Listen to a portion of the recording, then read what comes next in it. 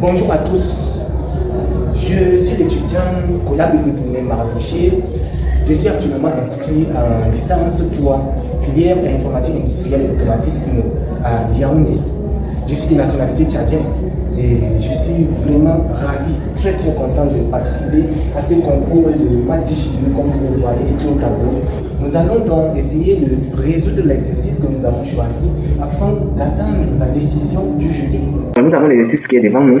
On nous dit qu'on considère une suite récurrente à tel UN plus 3 qui est égal à AUN plus BUN plus 1 plus CUN plus 2, où A, B, C sont trois nombres réels. En petit 1, on dit montrer que XN vérifie une relation de récurrence XN plus 1 égale à AN, où A est une matrice 3 x 3. Ok. Pour ça, posons XN égale à quoi? XN est égal à UN. UN plus 1. UN plus 2. Voilà. Nous avons déjà XN. Nous connaissons la valeur de XN.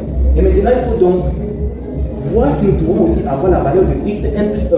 Donc, ce qui veut dire que en remplaçant N par N plus 1, nous aurons XN au rang N plus 1. Ok. Donc, nous aurons donc XN plus 1 égal à quoi? Juste une matrice colonne qui aura pour élément UN plus 1, UN plus 2, UN maintenant plus 3. Nous avons remplacé N par N plus 1. Alors, ceci va nous donner quoi? Nous avons la valeur de UN plus 3 que nous avons là. Nous allons remplacer N plus 3 par sa valeur.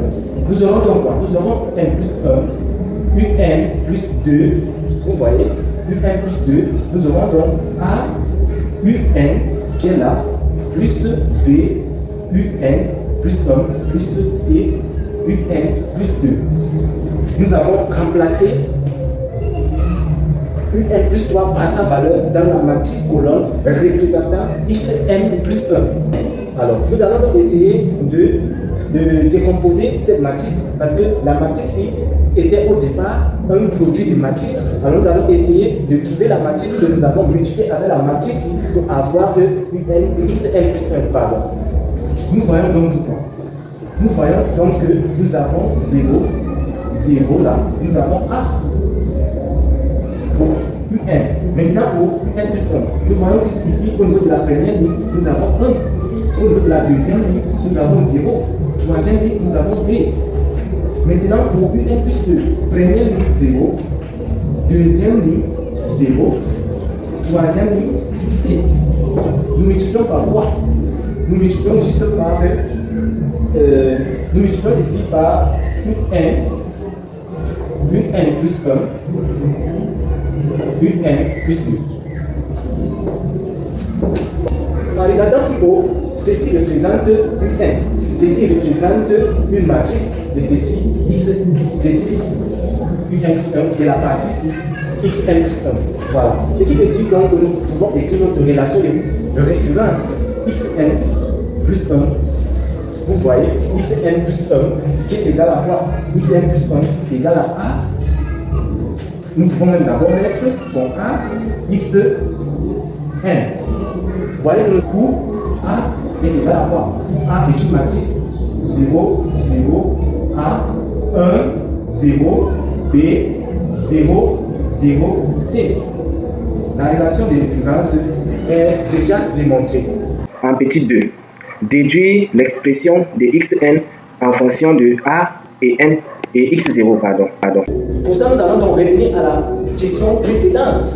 Nous disons justement comme XN est une suite géométrique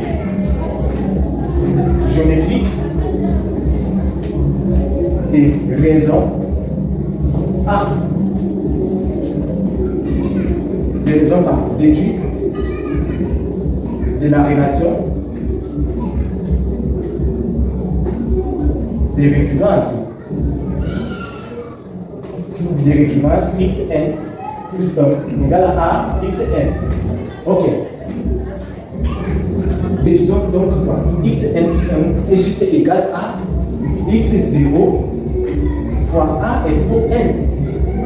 Parce que si nous avons une suite géométrique Vn par exemple, l'expression de Vn en fonction de Q de raison et du premier terme V0 par exemple, c'est Vn qui est égal à V0 Q expo n. Démontrer que A a au moins une valeur propre, réelle. Entre parenthèses, on pourra utiliser les propriétés de XA en exploitant son degré. XA n'est autre que le polynôme caractéristique de notre matrice A que nous avons au départ là. Ok. Donc, en utilisant ici les propriétés concernant XA, XA est bien évidemment, ou bien XA est un polynôme de degré 3. Parce que nous avons là, en prenant le polynôme caractéristique de cette matrice, ou bien en calculant le déterminant A moins lambda X moins lambda I, nous aurons donc un lambda à la puissance 3. Ok, c'est donc forcément un polynôme de degré 3. Alors, lambda ici aura un signe bien coefficient qui est moins 1. Donc nous aurons dans la limite de XA quand x tend vers plus infini est égal à quoi? Moins infini. Et la limite de XA quand x tend vers moins infini égale à plus infini. Ok. Donc, nous voyons donc que XA est un polynôme de degré 3 qui est dérivable. Un polynôme dérivable est donc un polynôme qui est continu. Nous déduisons donc du théorème des valeurs intermédiaires que A ou bien XA a au moins une racine réelle. Et cette racine qui est réelle est une valeur propre de A. En 4, on dit soit lambda une valeur propre réelle de A. U0, U1, U2 est un vecteur de A associé à lambda, donc un vecteur propre. Donnez l'expression de UN en fonction de lambda et des coordonnées initiales. Donc, lambda est une valeur propre maintenant de A. Nous avons déjà démontré que A admet au moins une valeur propre. Donc, l'exercice nous dit maintenant que lambda est une valeur propre de A. Il faut donc donner l'expression, on demande de donner l'expression de UN en fonction de lambda. D'abord, pour une application linéaire, nous avons une relation qui lie le vecteur propre à la valeur propre. Dans notre cas-ci, nous aurons quoi? Nous aurons juste A. Et maintenant, nous avons notre vecteur propre U0, U1, U2. A fois U0, U1, U2 égale à quoi? Égale à lambda U0, U1, U2. Juste ça. Pour déterminer un vecteur propre, nous avons cette relation-là. Donc, nous obtenons juste un système d'inconnus à déterminer. Et c'est la détermination de ces inconnus-là qui nous permet d'obtenir le vecteur propre recherché. Alors, nous avons à quel là? Par une relation de récurrence, donc, nous pouvons déduire quoi? Que A à la puissance n, U0, U1, U2 est aussi égal à lambda à la puissance n, U0, U1, U2. Ok. Nous avons démontré, nous avons donné l'expression de xn en fonction de x0 à n. x0 c'est quoi? C'est U0, U1, U2 en remplaçant n par 0 dans l'expression de xn. Nous aurons donc quoi? Ceci est donc xn. Donc, cette relation devient donc à xn qui est égal à lambda n, U0, U1, U2. Ok. Or, xn, en remplaçant xn par sa valeur, nous avons xn qui est là. Xn est égal à un plus 1, un plus 2.